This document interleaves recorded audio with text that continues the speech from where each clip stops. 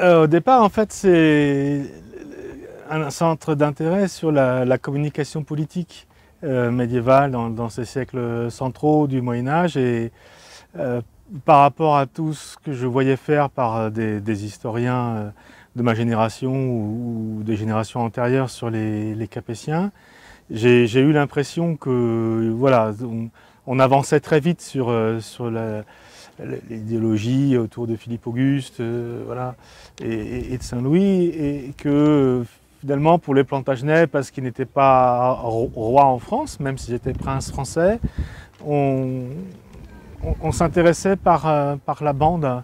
Et ça m'a paru dommage parce que j'ai eu l'impression d'une forme de précocité dans des communications politiques élaborées autour du couple royal Henri II Aliénor. Et c'est ce qui m'a fait me lancer sur ma thèse en fait, qui visait à montrer l'exploitation du mythe arthurien à la cour Plantagenet. Et depuis, je suis resté familier des Plantagenets.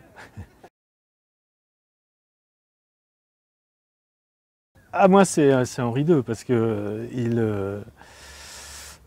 il annonce en fait tout ce qui va se passer. Il avait les qualités, la hauteur de vue qu'on va retrouver chez ses deux fils, mais il est le seul à avoir été vraiment un très grand administrateur, un très grand militaire, et aussi un roi mécène, un roi qui a su autour de lui attirer une cour brillante. Si on prend Richard, c'est avant tout un très grand militaire, mais c'est un piètre comptable. Si on prend Jean, c'est un bon administrateur, mais c'est un piètre militaire.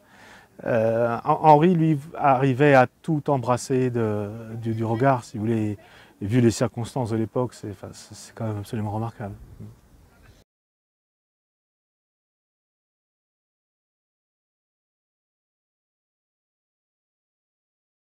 Il gérait en déléguant beaucoup en fait à un milieu d'officiers curieux et puis aussi par les relais de ses grands vassaux dont il se faisait craindre. Mais c'est quelqu'un qui a su s'entourer de bonheur aux fonctions les plus importantes en Angleterre comme en Normandie ou en Anjou, d'hommes de grand talent qu'il a su détecter assez vite et qu'il a su aussi du coup récompenser de façon large. C'est quelqu'un qui savait s'attacher des fidélités et un certain sens du service. Du coup, c'est ce qui lui permettait de pouvoir compter sur des hommes nombreux alors qu'il était absent. Absent soit à cause des déplacements sur terre, où il avait une intendance nombreuse donc, qui le suivait pour l'assister dans ses déplacements, ou absent pour les déplacements sur mer, où là il avait une autre intendance, avec même un capitaine, vous voyez, pour prendre la mer, un capitaine de son vaisseau qu'on appelle une esnec. Bon. Ce qui fait que ces voyages étaient, malgré les dangers du temps, relativement sûrs et surtout incessants.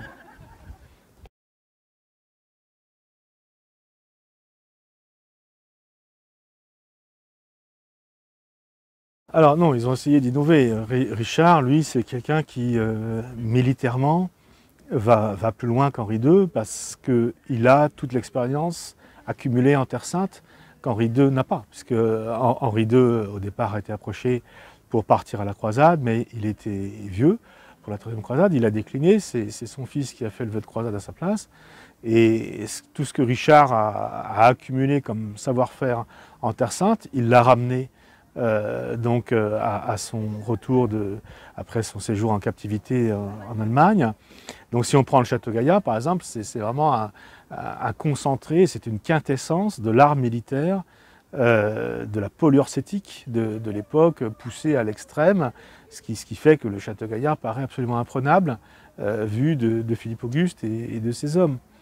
Jean, lui, a été moins doué militairement, mais c'est quelqu'un qui a pu se reposer sur les bases fiscales, en fait, tout ce qui était des taxes, de l'écuage, d'autres, du fonctionnement d'Henri II, et qui a poussé ça au maximum. Ce qui fait que même si les gens dépensaient énormément d'argent, quelque part, c'est quelqu'un qui a stimulé en fait les circuits monétaires, donc en Angleterre principalement, mais aussi en Normandie, et qui aussi, grâce à ça, a pu se déplacer et compter pendant longtemps sur des hommes fidèles parce qu'ils payaient.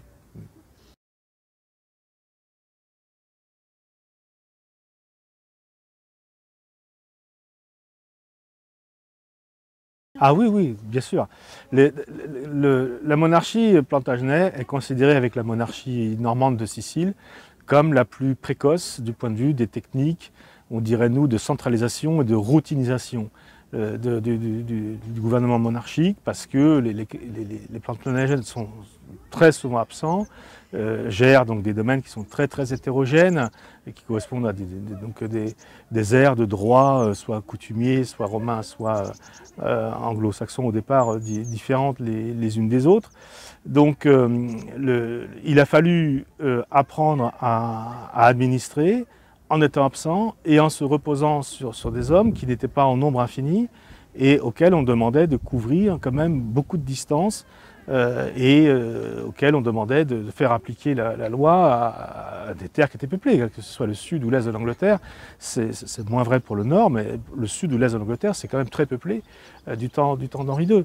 Donc les Capétiens, quand ils se sont emparés de la Normandie, ont regardé ce qu'étaient ces fameux baillis, donc ont compris qu'il s'agissait d'officiers itinérants, en ont vu très vite tout l'intérêt par rapport à la taille de la Normandie, donc ont décidé de reprendre ça à leur compte, d'en faire des officiers royaux, ce qui a donné le modèle du bailli qu'on va trouver du temps de Saint-Louis, sauf que la différence entre Philippe Auguste et Saint-Louis, c'est que le bailli du temps de Saint-Louis est désormais fixe. Donc c'est un officier royal qui est noble de naissance et qui désormais a une circonscription.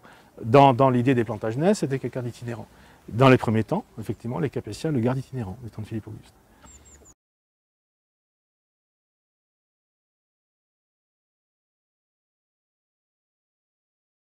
Alors l'origine du nom, en fait, elle est associée au père d'Henri II, à savoir Geoffroy, comte d'Anjou, dit Geoffroy le Bel, qui passait pour être un grand amateur de chasse, comme tous les membres de cette aristocratie comtale, et qui passait donc pour aimer piquer donc un brin de genêt à son couvre-chef.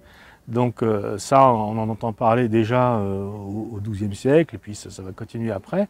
Mais le nom Plantagenet, et c'est vrai aussi pour les Capétiens, c'est l'onomastique médiéval qui veut ça, le nom de Plantagenet ne peut pas être accolé, enfin n'était pas accolé par eux-mêmes au Plantagenet du XIIe siècle. On commence à parler de Plantagenets, de dynastie, au XVe siècle anglais, dans le contexte de la guerre des Deux Roses, des York contre les Lancastres, puisque les deux représentent les deux branches du même lignage remontant donc à Henri II, si vous voulez. Donc ce sont des chroniqueurs comme Wass, en fait, qui sont associés à ce thème du brin de genêt.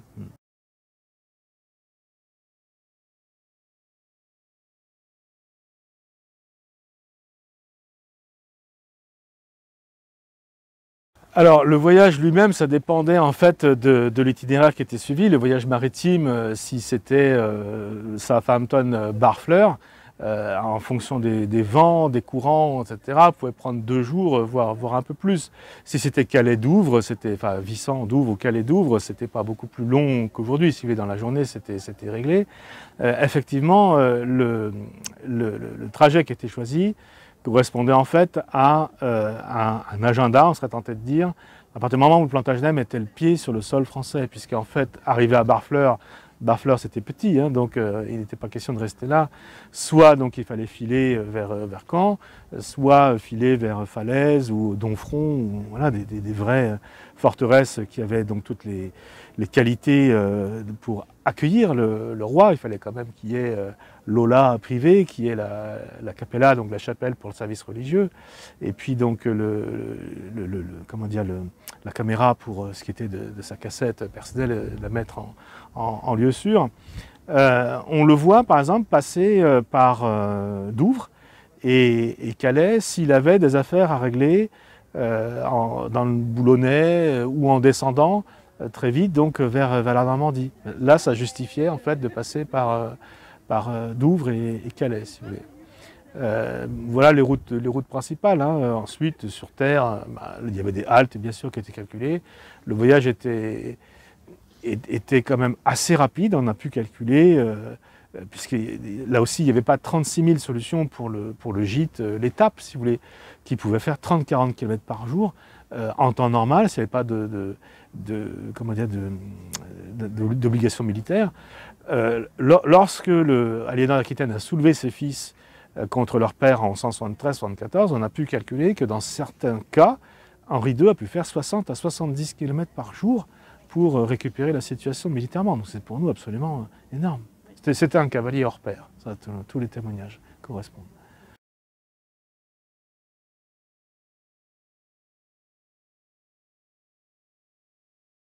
Alors on pense que c'est une cour, donc on va distinguer ce qui ne bouge plus en fait, hein. Donc archives de chancellerie, donc trésors, etc., de grands justiciers, tout ça, à un moment donné ça ne bouge plus, hein. Ça va être fixé à Westminster ou à Winchester pour le trésor. Mais le déplacement de la cour entre la suite domestique pour le roi, pour Aliénor d'Aquitaine, les clercs donc, qui peuvent continuer à prendre des chartes sur la route pour telle ou telle abbaye, donc tout l'équipage des militaires aussi pour l'escorte, etc. Ça peut représenter 80 à 100 personnes, voire plus dans certains cas quand il s'agit d'une cour couronnée, donc tenue à Noël ou Pâques ou quelque chose comme ça. Donc c'est vraiment quelque chose de colossal pour l'époque. On a description par exemple du campement. On sait quel type de tente pouvait être utilisé, puisque donc il y a eu des cadeaux qui ont été faits donc pour ce type d'équipage. Jean, par exemple, a été très étudié parce que lui, on sait qu'il avait sa petite chapelle portative qui pouvait être dépliée sur le côté de la route, donc il pouvait faire dire la messe comme ça en pleine voix, on serait tenté de dire, nous. Et puis, bon, il y a aussi tous les solliciteurs, tous les gens qui quelque part sont des opportunistes, hein, mais qui viennent un petit peu s'agripper là à la cour pour essayer d'obtenir une gratification ou une charte. Alors ça, c'est des gens un peu interlopes quelquefois, mais ça vient grossir les rangs de la cour. Donc quand elle se déplace, il est évident qu'elle soulève beaucoup de poussière. Ça, c'est une évidence.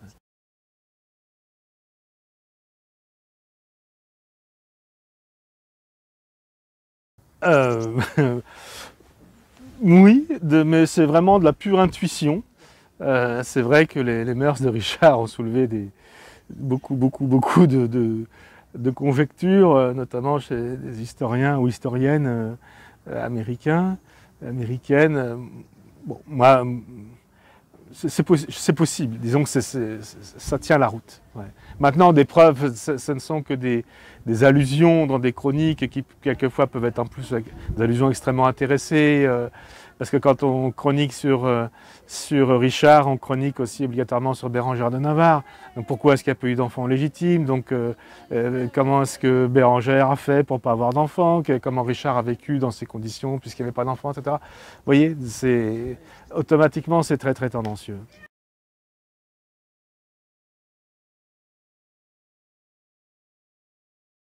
Ça concernerait Arthur de Bretagne, parce qu'on ne sait pas ce qui s'est passé pour son décès, et par rapport à des chroniques rédigées 25 ou 30 ans a posteriori, par des chroniqueurs qui étaient acharnés à la perte de la réputation de Jean Santerre.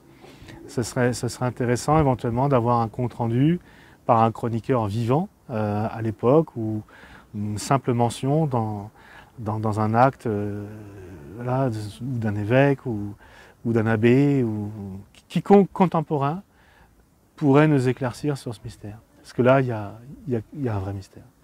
Puis ça a fait les choux gras un peu de ça a fait les choux gras, ça a, comment dire, quelque part, ça a fortement conditionné l'avenir de l'ensemble des possessions Plantagenet, puisque du coup, Jean Santerre se retrouve seul et sans contestation aux commandes, mais en même temps, il y a quand même beaucoup d'amertume sur ce qui s'est passé. Enfin, il y a des gens qui sont effrayés à l'idée que qu'il ait pu assassiner son neveu, etc. Donc ce serait vraiment important pour tout le monde qu'il y ait un acte contemporain de sa disparition, de son décès, qui soit mis à jour.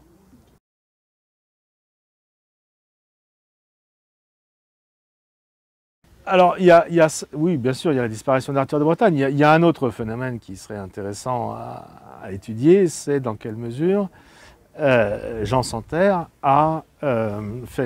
aurait fait monter les enchères en Allemagne pour que l'empereur, donc Henri VI, garde son royal frère en prison.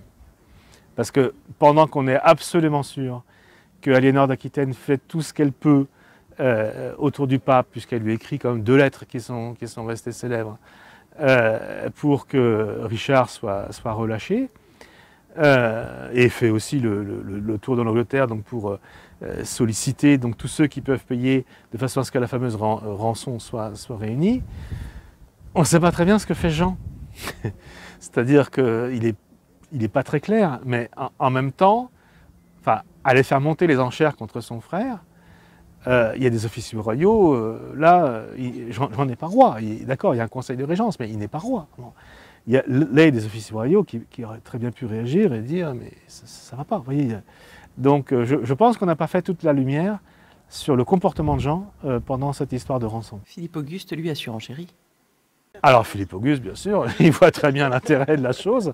Donc oui, lui, il est là pour surenchérir. Et Aliénor, c'est quoi sa solution alors pour réunir cette somme? Ah ben, elle frappe à la porte de toutes les églises qu'elle trouve, elle écrit partout, du coup elle fait fondre de la vaisselle liturgique, etc. Elle en fait emprunter par les villes aussi, elle accepte, là c'est plutôt dans ces domaines poitevins, donc que les villes s'endettent plus, parce qu'il faut qu'elles soient d'accord pour cela. Donc on la voit délivrer des chartes pour octroyer davantage de privilèges, ce qui déjà rapporte de l'argent, et faire que les villes puissent emprunter plus pour payer la rançon. Donc petit à petit, cette fameuse rançon est réunie, en grande partie grâce à elle. Et alors, est-ce que ça choque à l'époque, cette solution de s'adresser à l'Église pour récupérer l'argent? Ah non, pas du tout, ça choque pas, parce que, comment dire, l'Église est manipulatrice d'or et d'argent, si vous voulez. Donc, l'ordre des Templiers, quelque part, a été fondé pour ça, hein, pour organiser tous les transferts de fonds entre l'Occident et la Terre Sainte. Donc, non, ça ne choque pas forcément que l'Église soit mise à contribution. Je pense même que si le pape n'était pas intervenu, par exemple, pour rappeler à Henri VI ses devoirs de respecter donc, le roi chrétien qui était croisé, qui était Richard, alors là, pour le coup, ça aurait été des scandales. Donc non, l'Église s'est comportée comme on était en droit d'attendre.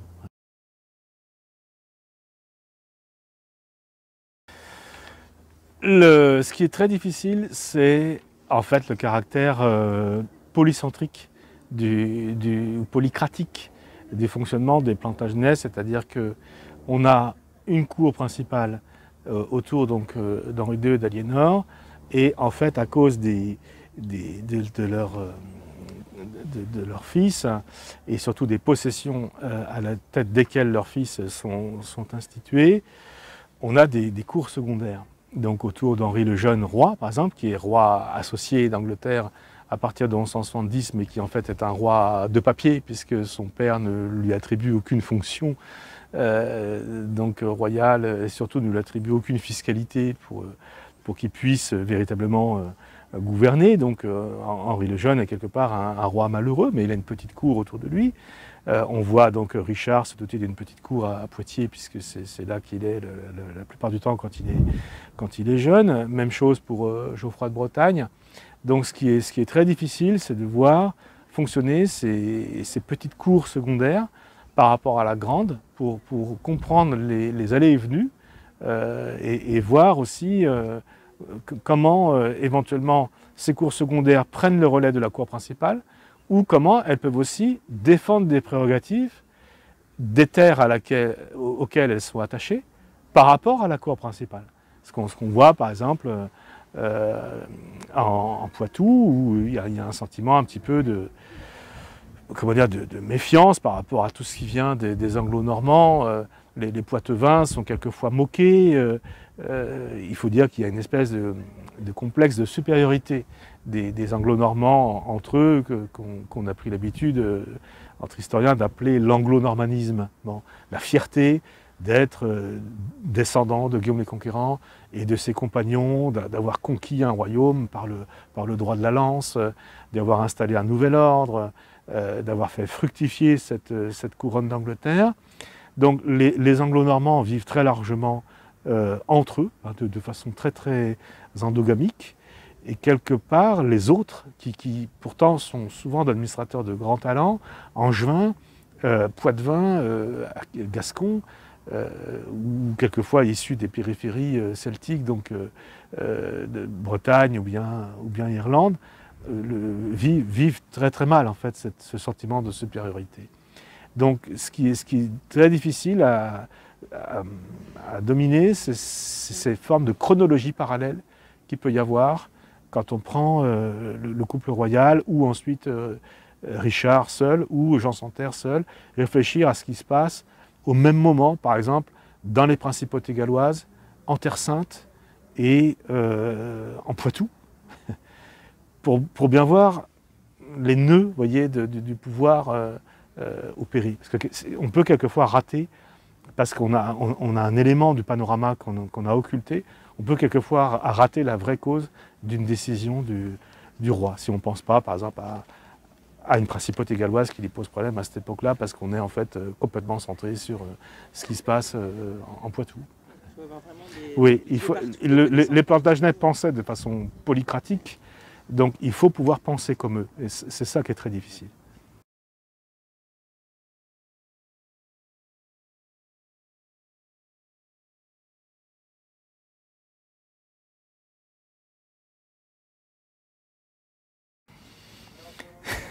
J'ai pas la preuve. Donc si j'avais la preuve, bien sûr que je dirais la même chose, mais on peut pas faire d'histoire sans preuve. Donc maintenant, la question mérite d'être posée et ce serait intéressant qu'il y ait dans les jeunes générations des gens qui creusent davantage. Oui.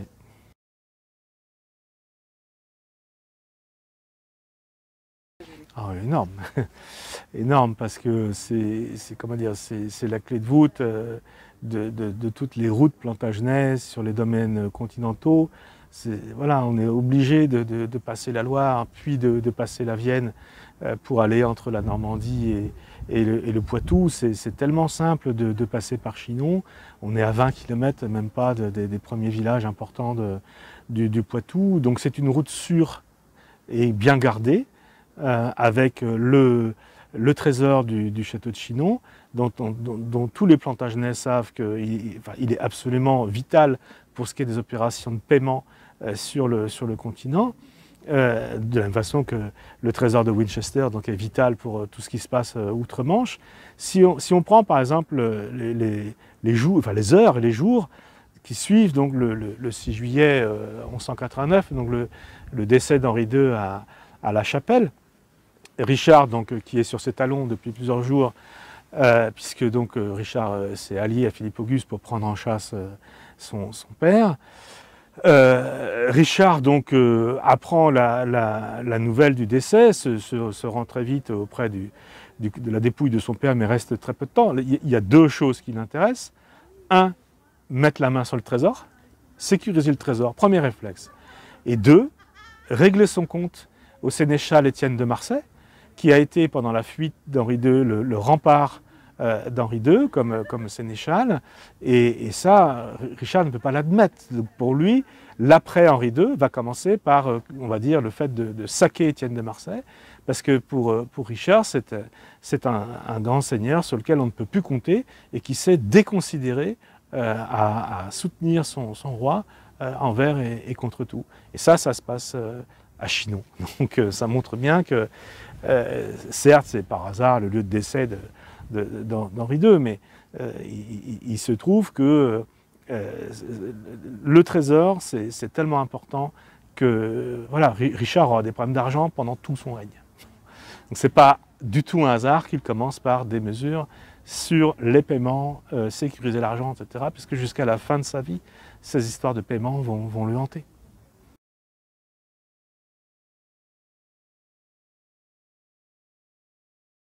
Alors, moi, je ne sais pas. Là aussi, j'encourage les jeunes générations à travailler là-dessus. Non, parce que la configuration du fort permettait, je pense, de l'enfermer dans plusieurs lieux. Donc non, je pense que là, on a besoin de travaux supplémentaires. Et il faut laisser ça aux jeunes, bien sûr.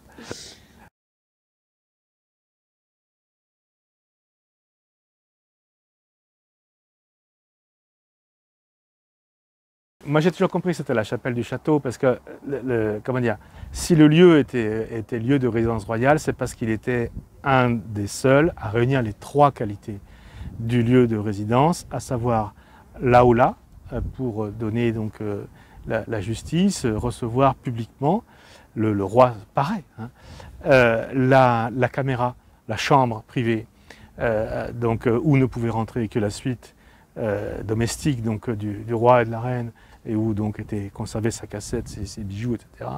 Et la capella, parce qu'on devait toujours pouvoir célébrer le service religieux autour du roi. Donc des lieux qui réunissent les trois, aula, caméra, capella, il n'y en a pas beaucoup. Et Chinon correspond. Donc pour moi, ce serait plutôt à l'intérieur du château. C'est donc sûrement pour des raisons similaires que Richard est ramené à Chinon pour être veillé. Il n'était pas possible au Moyen-Âge que cette veillée se fasse à Fontevraud? Non, parce que, comment dire, c'est des travaux très importants, ça, depuis quelques années. Une forteresse royale incarne le pouvoir, que le roi soit présent ou pas. Il y a un très beau colloque qui s'est tenu à ce sujet, qu'on a appelé In absentia regis, bon, et qui justement démontre tout ce qui est mis en œuvre pour que le château incarne le pouvoir, même si le roi lui-même n'est pas là. Il est siège d'institution royale. Donc, quelque part, c'est un marqueur du pouvoir. Donc, veillez Richard, alors que les décisions sont prises. De toute façon, pour l'inhumer à Fontevraud, veillez Richard, ça ne peut être que dans une demeure royale, parce que quelque part, il n'y a que dans ce type de demeure qu'on a ce qu'il faut et qui a la légitimité pour accueillir le corps d'un roi. Il ne faut pas oublier la théorie des deux corps du roi, d'Ernest Kantorowicz, sur le roi physique, le roi à enveloppe mortelle qui est condamné un jour à disparaître, et le roi mystique, le roi immortel qui quelque part résume dans sa geste l'ensemble de l'histoire de son royaume. Le corps mystique, c'est aussi le corps politique du royaume. Richard, c'est le roi unique. Donc, il doit être veillé dans un lieu qui correspond à la couronne, en fait. Donc ça ne peut pas être ailleurs qu'ici. Et on rejoint ces châteaux qu'on regarde d'un œil différent aujourd'hui. Château de Douvres, vous voyez, château aussi le château de Jean Santerre en Irlande, château de Limerick, château de Carrickfergus, ou la Tour de Londres, bien évidemment. Ces châteaux sont parés, pavoisés, drapés quelquefois. On sait si le roi est là ou s'il est absent, mais de toute façon, même s'il est... ou Château Gaillard, évidemment, il ne faut pas l'oublier. Même s'il est absent, de toute façon, il y a la garnison, il y a des officiers royaux, les institutions fonctionnent. Donc, quelque part, on ne peut pas s'attaquer à ce genre de château comme ça, et ça participe de l'idée que l'État royal, c'est tout à fait typique de la fin du XIIe et du début du XIIIe siècle, l'État royal est en train un petit peu de se dépersonnaliser, et au-dessus même de la personne du roi, il y a l'État qui reste, si vous voulez. Et ça, c'est la très grande force de Chinon, déjà fin XIIe ou XIIIe siècle. Et je pense que Philippe Auguste l'a bien compris. D'accord. Eh bien, merci beaucoup. C'est moi qui vous remercie.